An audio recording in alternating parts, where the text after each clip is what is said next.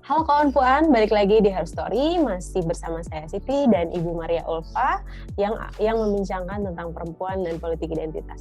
Tadi kita sudah membahas tentang apa itu politik identitas. Ibu Maria tadi menjelaskan banyak hal ya mengenai perbedaan, kaitannya dengan etnis, terus juga agama yang seringkali digunakan untuk mencapai tujuan-tujuan tertentu atau bergabung dalam kelompok-kelompok tertentu di ranah politik.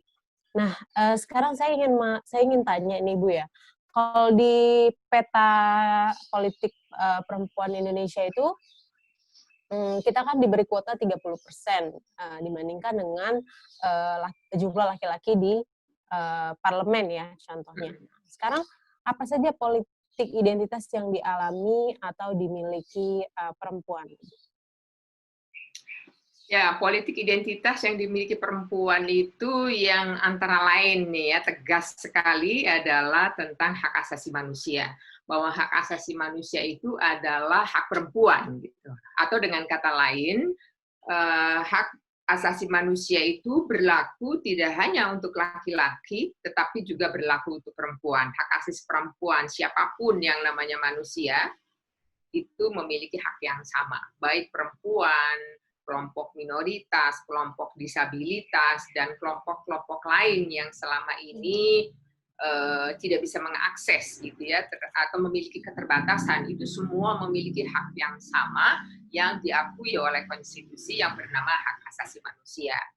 Nah, perempuan memiliki hak yang sama dengan laki-laki sebagai manusia, di antaranya misalnya hak untuk berpartisipasi dalam politik misalnya. Selama ini yang namanya perempuan berpartisipasi dalam pengambil kebijakan itu masih relatif terbatas ya, bahwa tahun 2003 kita memiliki undang-undang politik yang secara tegas menyebutkan bahwa ada kuota 30% bagi perempuan untuk bisa berpartisipasi sebagai pengambil kebijakan di legislatif, eksekutif, maupun dalam semua ranah politik gitu ya. Namun dalam kenyataannya masih ada praktek-praktek budaya gitu ya yang mendiskriminasi terhadap perempuan, baik di ranah domestik maupun di ranah publik gitu, sehingga perempuan sebagai manusia yang seharusnya memiliki kekuatan yang sama untuk bisa masuk di ranah publik itu banyak sekali mengalami hambatan. Jadi dalam realitasnya ada beberapa bentuk ketidakadilan gitu ya yang dialami perempuan.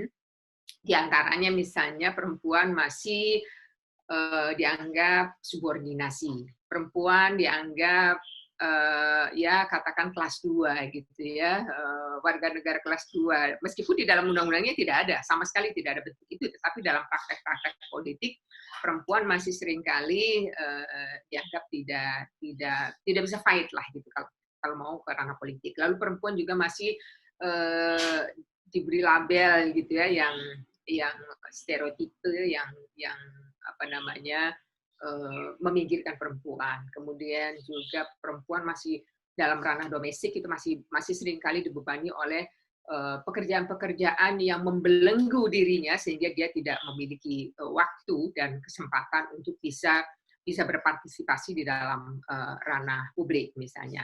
Selain itu juga ada diskriminasi terhadap perempuan.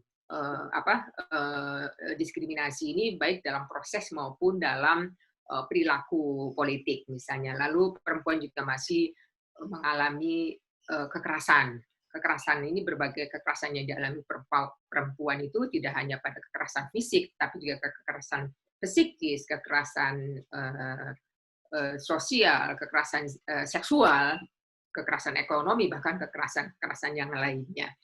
Jadi ini situasi-situasi ini yang membuat perempuan menjadi sangat rentan gitu ya untuk menjadi, dalam tanda kutip sekali lagi, menjadi korban dari ketidakadilan.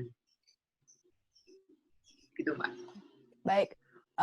Tadi kita sudah menyinggung tentang perempuan masih di stereotipkan dengan peran domestik sehingga tidak mampu untuk menjadi pengambil keputusan terutama untuk kebijakan publik ya Bu ya. Ya. Kemudian sebenarnya apa yang sudah dilakukan oleh Komnas Perempuan dalam mengadvokasi perempuan yang menjadi korban dari politik identitas itu, Bu? Ya, kalau kita lihat yang dilakukan oleh Komnas Perempuan, ada hal yang menarik saya kira, yang selama ini seringkali diabaikan oleh banyak orang, bahwa perempuan yang menjadi korban itu seolah-olah dia tidak bisa memberikan kesaksian, seolah-olah dia pengalaman dan kesaksiannya tidak bisa menjadi alat bukti di pengadilan misalnya. Ini juga masih seringkali ya kembali lagi bahwa itu adalah bagian dari stigma terhadap perempuan gitu.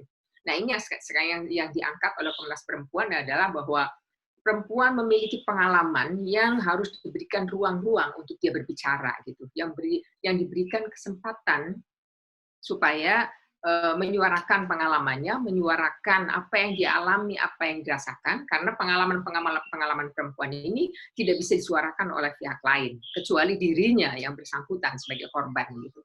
Nah, inilah ruang-ruang yang di mana dengan dia bisa memberikan ruang berbicara, memberikan ruang untuk menyampaikan pengalamannya, itu bisa menjadi alternatif yang dilakukan oleh Komnas Perempuan untuk mengakses keadilan kepada mereka, untuk memberikan ruang agar mereka memperoleh keadilan. Jadi akses ini yang menjadi Komnas sebagai jembatan gitu untuk membukakan ruang-ruang mereka supaya bisa bicara di ruang-ruang publik. Nah, kalau kita lihat pengalaman perempuan ini menjadi kekuatan untuk menyuarakan kepentingannya, yang sedang dilakukan oleh Komnas Perempuan adalah bagaimana akses keadilan bagi perempuan korban ini bisa menjadi kondusif gitu ya, baik secara struktural maupun kultural. Jadi secara struktural itu tersedia misalnya lembaga-lembaga layanan yang bisa memberikan kesempatan kepada korban untuk memperoleh perlindungan, untuk memperoleh pendampingan, untuk memperoleh proses keadilan yang bisa dicapai, bisa diikuti, bisa didapatkan oleh perempuan yang menjadi korban. Nah, pada sisi yang lain juga ruang-ruang keadilan itu harus dikondisikan secara kultural. Jadi budaya masyarakat juga, kebiasaan-kebiasaan masyarakat yang menstigma perempuan itu juga harus dikonstruksikan kembali atau harus direkonstruksi bahwa perempuan itu tidak bisa distigma, bahwa perempuan yang menjadi korban itu bukan karena keperempuanannya, tetapi karena ada dari pihak lain, dalam hal ini pelaku, yang menganggap rendah terhadap perempuan.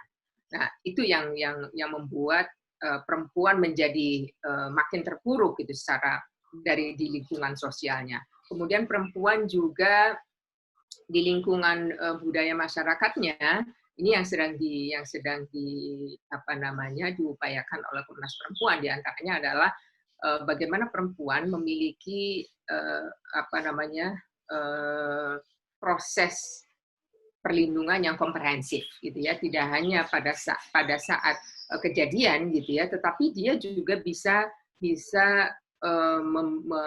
memperoleh keadilan secara menyeluruh, bisa memperoleh ruang rumah aman yang memastikan bahwa dia terlindungi dari berbagai diskriminasi misalnya. Nah, disinilah peran dari lingkungannya, peran dari keluarganya, peran dari masyarakatnya, terutama dari tokoh-tokoh masyarakat juga harus mentradisikan gitu ya, cara pandang yang sama, cara pandang yang tidak mendiskriminasi dan diwujudkan dalam relasi-relasi yang egaliter antara laki-laki dan perempuan.